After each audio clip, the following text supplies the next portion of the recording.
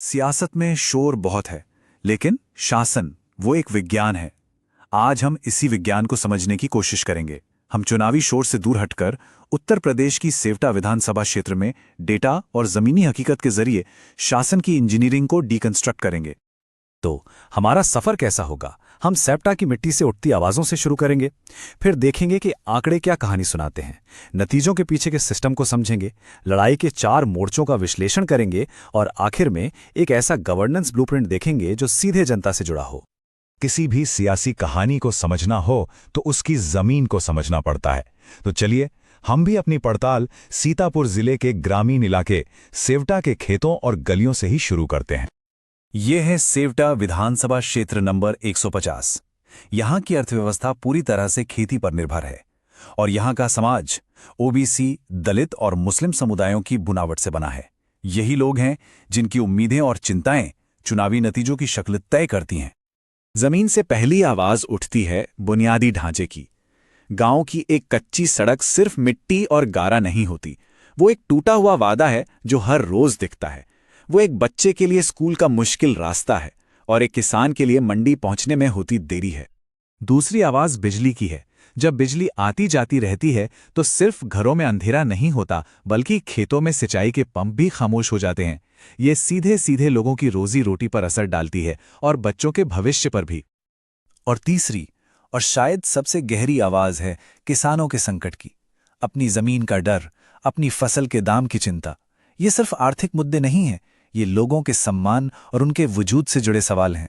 यही इस क्षेत्र का असली दर्द है। तो चलिए इन आवाजों को, इस दर्द को अब 2022 के चुनाव के ठंडे कठोर आंकड़ों की कसौटी पर परखते हैं। देखते हैं कि नंबर क्या कहते हैं। जीतने वाले उम्मीदवार भारतीय जनता पार्टी के ज्ञान तिवारी, उन्हें मिले 1,08,057 वोट, यानी करीब 48.43% वोट शेयर। और दूसरे नंबर पर रहे समाजवादी पार्टी के महेंद्र सिंह, जिन्हें 87,776 वोट मिले, मतलब 39.34%। इन दो आंकड़ों से ये तो साफ है कि सेवटा की लड़ाई मुख्य रूप से इन्हीं दो पार्टियों के बीच थी। जीत और हार का अंतर था 9.1% का, यानी 20,281 वोटों का। अब ऊपर से देखने में तो ये एक आरामदायक जीत लगती है ना? लेकिन असली कहानी इस नंबर के पीछे के ट्रेंड में छिपी है। जरा इस टेबल पर नजर डालिए। 2017 में एक लहर थी और भाजपा ने 20% से भी ज्यादा के बड़े अंतर से जीत हासिल की थी। लेकिन सिर्फ 5 साल बाद 2022 में ये बढ़त आधी से भी कम हो गई। ये सिर्फ एक आंकड़ा नहीं है, ये एक साफ इशारा है। तो ये बदलाव आया कैसे? वजह साफ है। बहुजन समाज पार्टी का जो वोट शेयर पहले काफी मजबूत था, वो 2022 में टूट गया और उसका बड़ा हिस्सा सीधे समाजवादी पार्टी के पास चला गया। इसी वजह से सेवटा की लड़ाई एक तरफा से सीधी 2 तरफा बन गई। तो इन सब आंकड़ों से 3 बातें शीशे की तरह साफ हैं। पहला, सत्ता के खिलाफ एक लहर बढ़ रही है और वो नापी जा सकती है। दूसरा, वोटर खामोश नहीं हैं। 71% से ज्यादा लोगों ने वोट डालकर अपनी बात कही है। और तीसरा, उनकी मांगे कोई चांद तारे नहीं हैं, बल्कि बुनियादी चीजें हैं। सड़क, बिजली और फसलों के सही दाम। हमने ये तो देख लिया कि क्या हुआ, अब वक्त है ये समझने का कि क्यों हुआ। चलिए पर्दे के पीछे काम कर रहे पॉलिटिकल सिस्टम्स की बनावट को समझते हैं। ये 2 अलग अलग तरह की मशीनों की लड़ाई है। एक तरफ है सत्ताधारी दल, जिसके पास डबल इंजन सरकार की ताकत है, राज्य और केंद्र दोनों की मशीनरी, और वो राष्ट्रीय मुद्दों का इस्तेमाल करके स्थानीय नाकामियों से ध्यान भटका सकती है। दूसरी तरफ है चैलेंजर, जिसका सामाजिक नेटवर्क जमीन पर तो बहुत मजबूत है, लेकिन आज के डिजिटल और कम्युनिकेशन के दौर में वो थोड़ा कमजोर है। ये जो इतना ज्यादा मतदान हुआ और लोगों की इतनी साफ शिकायतें हैं, ये हमें हमारे संविधान की एक बुनियादी बात याद दिलाती हैं। हर नागरिक को सम्मान के साथ सुने जाने का हक है। जब जनता बोलती है तो एक जिम्मेदार संवाद की शुरुआत होती है, और सेवटा की जनता बोल रही है।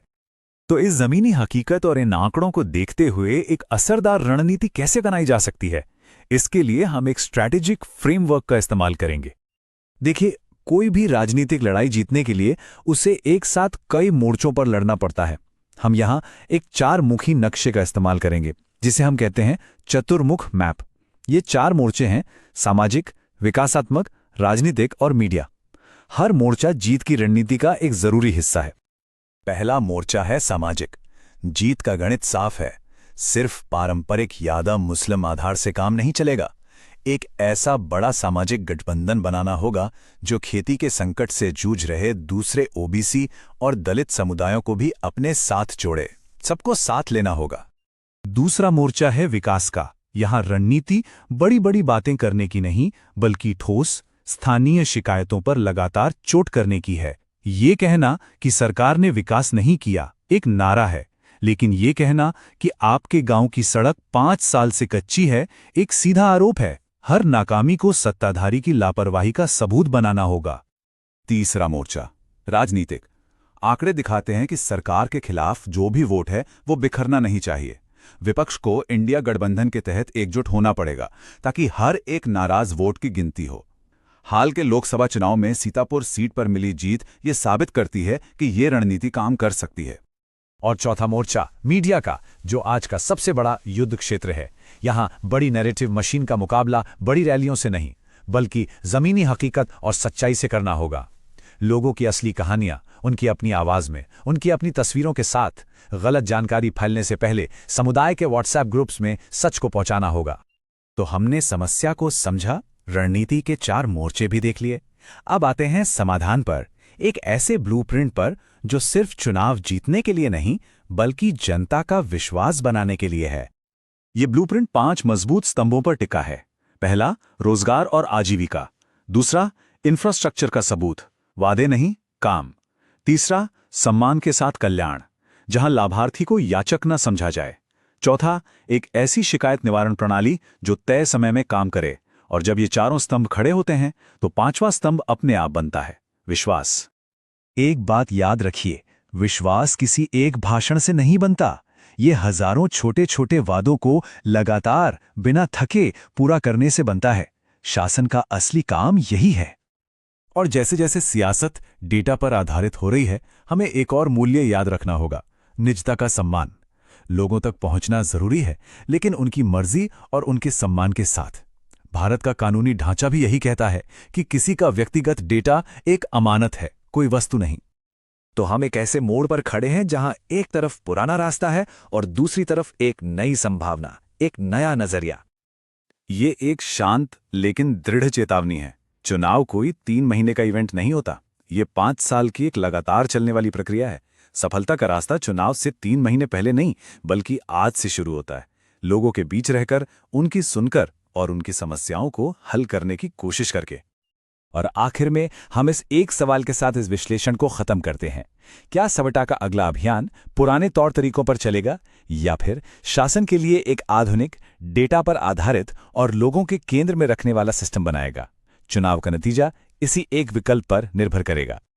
If you want to become a people-centric leader and uplift your constituency, get in touch with blueprintstrategies.ai at mgr@blueprintstrategies.ai or call 080-4204-1602. Purpose beyond politics.